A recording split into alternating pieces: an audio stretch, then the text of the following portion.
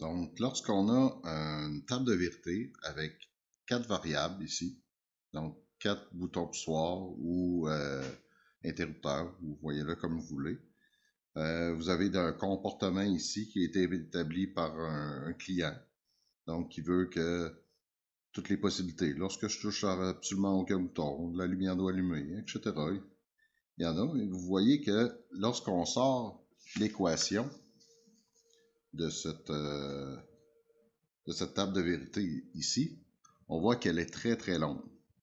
Donc, chacun des 1 a été sorti selon qu'est-ce qu'il y a ici. Et on voit toutes les possibilités. On essaye de l'imaginer un peu en diagramme échelle. On s'aperçoit que ça devient un circuit qui est quand même très compliqué. Donc, on voudrait avoir une simplification de toute cette formule-là. Que ça soit plus simple. On croit qu'il y a des similitudes dedans qui n'ont pas besoin d'être répétées. Pour ce faire, on utilise le tableau de Carnot. Lorsqu'on a un tableau de Carnot avec 4 possibilités, donc 2 à la 4, nous donne un chiffre de 16, donc il nous faut absolument 16 carreaux et doit être disposé comme suit. L'axe horizontal ici sera toujours le A et le B, et l'axe vertical sera toujours le C et le D. Sur l'axe horizontal ici, on va devoir faire le code gris, qui signifie qu'un seul chiffre à la fois doit changer. Donc, on commence tout le temps par le 0 et 0. On suit l'ordre binaire habituel. Et on n'oublie pas qu'il faut seulement changer un chiffre à la fois. Donc ici, si je continue l'ordre habituel, j'aurais écrit 1 et 0. Mais je vais avoir changé les deux chiffres à la fois. Donc, on ne peut pas. Donc, je vais changer le premier chiffre seulement. Donc, le premier chiffre n'a pas changé. Le deuxième seulement a changé.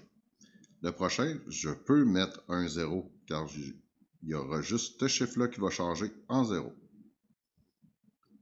Je fais la même chose de l'autre côté, toujours en respectant le code gris.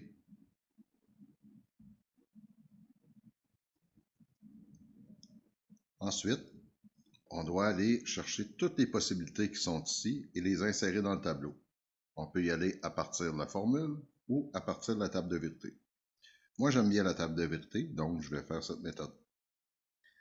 Donc ici, je vois 0, 0 à A et B et 0, 0 à C et D.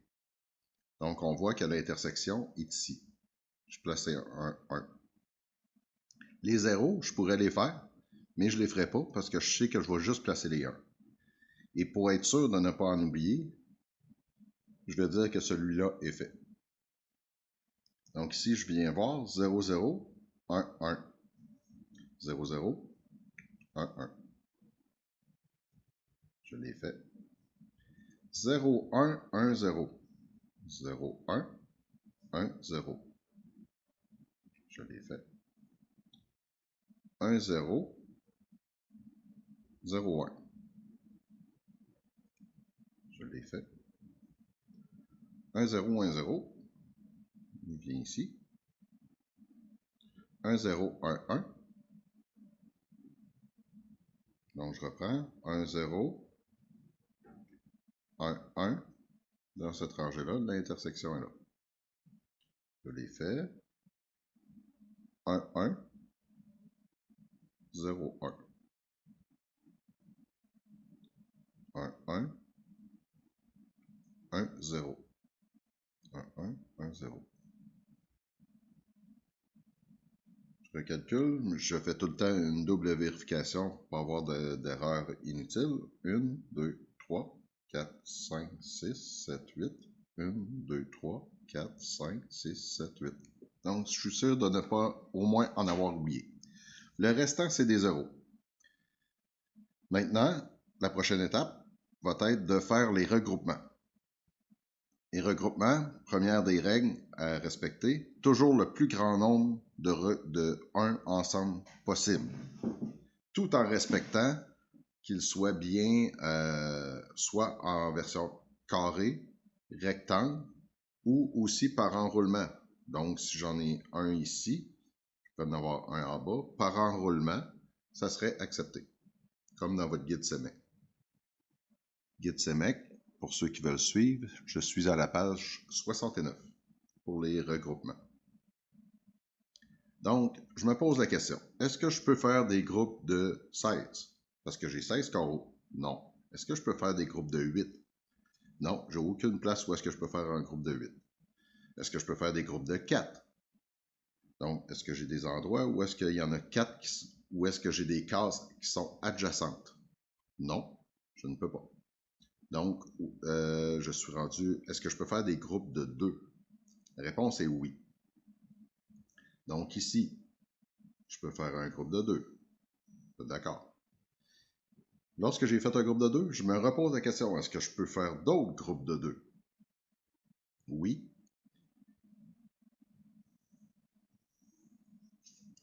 Je peux faire lui. Je peux faire lui. Ici, est-ce que je peux en faire un? Par enroulement, donc si je replie la feuille, je vais dire que celui-ci, je peux avoir un groupe de 2. Ici, par enroulement, non. Dernière règle à toujours vérifier, est-ce que les 4 coins pourraient compter aussi? Il me manque 2 coins, ça ne marche pas. Donc, j'ai combien d'enroulements? J'ai 1. Pas d'enroulement, mais j'ai combien de regroupements? J'en ai 1, 2, 3 et 4 pour celui-là. Donc, je vais faire les regroupements. Plusieurs me diront sur celui-là, tu aurais pu faire celui-là aussi. Mais si je commence à toujours aller chercher le plus possible de regroupements, je vais me ramasser avec quelque chose que je vais avoir trop de regroupements. Le but, c'est de n'avoir le moins possible tout en respectant les règles. Donc, j'ai 4 regroupements. Je sais que je vais avoir 4 formules à écrire. Donc, 4 possibilités que ma lumière allume, mais qui va être la même chose que toute ma table de vérité. Donc ici, je suis parti de 1, 2, 3, 4, 5, 6, 7, 8. Donc j'avais 8 possibilités pour allumer ma lumière. Et je vais me ramasser à seulement 4. On regarde comment sortir la formule du regroupement. Donc on va commencer regroupement par regroupement. Premier regroupement.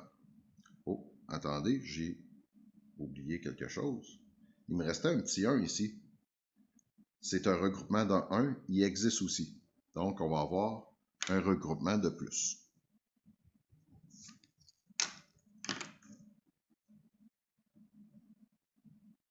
Donc, on va en avoir 1, 2, 3, 4, 5. Donc, on commence. Ici, mon regroupement concerne 2 colonnes et une rangée.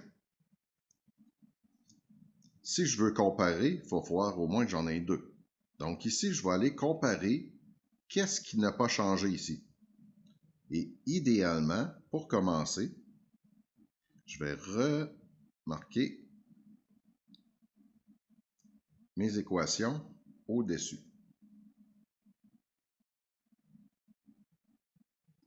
Ça va venir m'aider beaucoup. Vous allez comprendre dans quelques instants.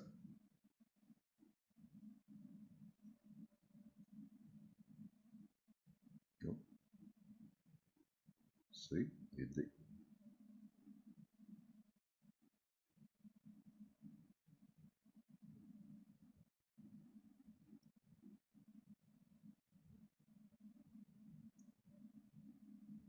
Maintenant, donc, on revient à mon regroupement.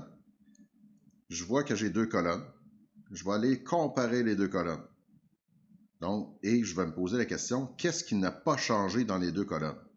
On voit que j'ai AB et j'ai AB bar. Est-ce que vous trouvez que le B a changé? Donc, ici, il était B. Ici, il est rendu B bar. S'il a changé, il disparaît. S'il est resté pareil, on le garde. Donc, qu'est-ce qu'on garde? On va garder le A. Ici, ça concerne seulement une seule rangée. S'il y a une seule rangée, je ne peux pas la comparer avec un autre. Donc, tout ce qui concerne cette rangée-là, je vais le garder. C bar, D. Parfait, un regroupement terminé. Je vais aller chercher celui-là ici. Qu'est-ce que ça concerne? Ça concerne 2 colonnes et une seule rangée encore. Donc, le même principe. On répète, donc je viens comparer. Qu'est-ce qui n'a pas changé? Donc, j'avais A bar, B bar, j'avais A et B bar. Le A, il a changé. Il était A bar ici, et ici, il est A. Donc, on l'enlève. B bar, je le garde. S'arranger, on ne peut pas le comparer avec un autre, donc on garde tout.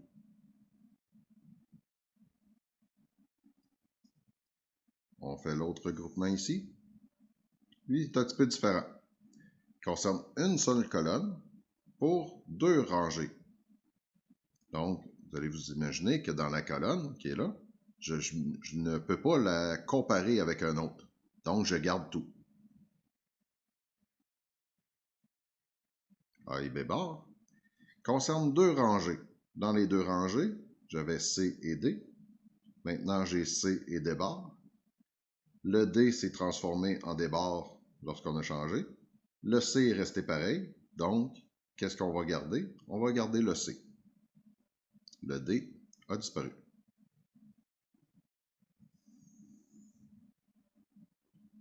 Celui-là ici, une seule rangée, 2 colonnes. Qu'est-ce qui n'a pas changé dans les colonnes? Donc, le B n'a pas changé. Ici, les deux sont restés pareils parce que je ne peux pas le comparer. Donc, je garde tout. C, D bar.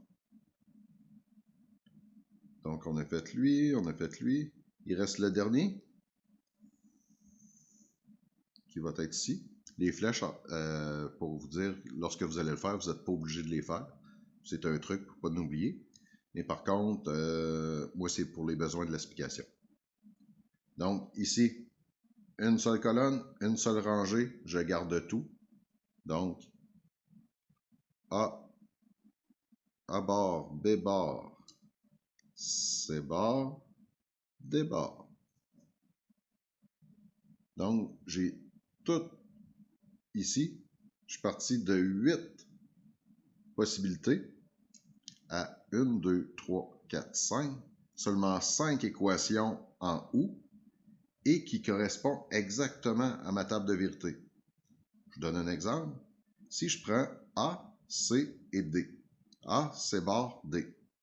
Donc, il faut que le A soit à 1. Il faut que le C soit à 0 et que le D à 1. Donc, on peut voir qu'ici, je prends cet exemple-là, le A est à 1, le C est à 0 et le D est à 1. J'ai une possibilité d'allumer la lumière. Si je viens ici, le B doit être à 0. Ah, je vais continuer avec celui-là ici. Donc, est-ce que j'en ai d'autres? Donc, j'en ai trouvé un ici. Lui, ça serait peut-être ici. Donc, j'ai le A qui est à 1, le C à 0 et le D à 1. Oui, j'ai une possibilité. Donc, vous voyez que si on les fait toutes, les mêmes 1 vont apparaître au même endroit. C'est qu'est-ce qui est ultra important. Si jamais vous vous êtes trompé, il va y avoir un 1 qui va apparaître où est-ce qu'il y avait un 0 anciennement. Et ce n'est pas correct parce qu'on a changé la situation. Une simplification ne doit pas changer la situation initiale qu'on avait. Donc, qui est supposément un devis de client. Donc, c'est tout pour lorsqu'on a un tableau de Carnot avec 4 variables et qu'on veut simplifier.